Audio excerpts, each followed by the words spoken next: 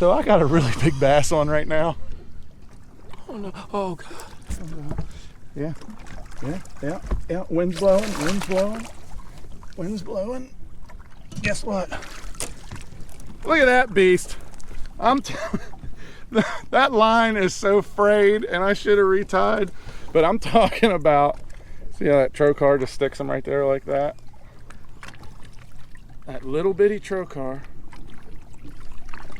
drop shot, net bait, little Rains weight, and I'm talking about a certified donkey. I don't know how big that thing is. That's 8.5. That might be a 9-pounder. So I want to show you how I tie a drop shot. There's lots of different ways to tie it, lots of different hooks to use. I'm going to show you the way I like to do it.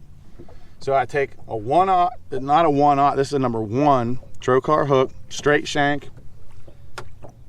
I do not like the little nose hook. I know a lot of people do. They love it. I don't like it. Typical Palomar knot, double it, make the granny, pull the loop through the granny. I think this part is really important. Wet it, cinch it down. Here's the drop shot part where everybody gets confused. Hook is like this. Take your tag end, put it down through. Do not put it up through. Down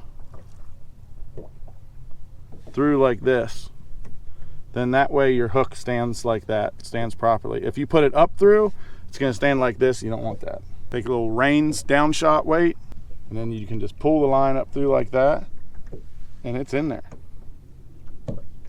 Just like that. Now, my little net bait contour worm. So instead of hooking it like this,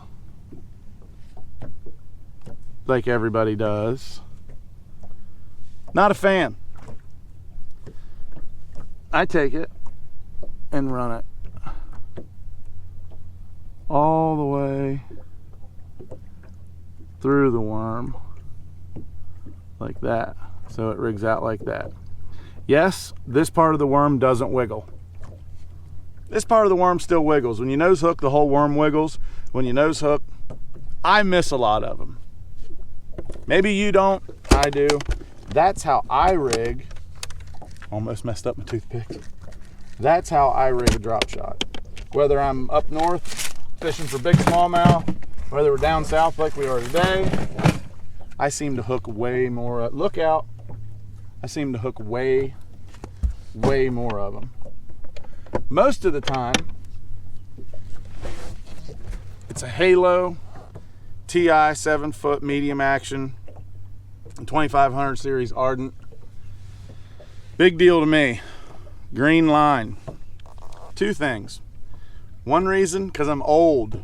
That makes the other reason, because I don't see very well. So that green braided line is a big deal. But the braid itself is a big deal. It makes a spinning rod a much more efficient tool than it used to be. Used to be when we had to use monofilament especially, or even fluorocarbon, you get those wind knots, tangles, all that kind of stuff. You know, with the braid, wind knots and tangles are to an absolute minimum. But then I put about 10 or 12 feet fluorocarbon leader, because I don't want the fish seeing that green stuff. But if you keep it 10 or 12 feet away from your drop shot, they're not going to see it. That little bit of leader gives you a little shock of resistance, you know, a little bit of, you know, a little bit softer there. The fluorocarbon stretches a little bit. And then that way when you set the hook, you know, it's not straight to the braid and not getting any stretch at all. So it's a pretty good setup. I really like the TI. It's Halo's high-end rod.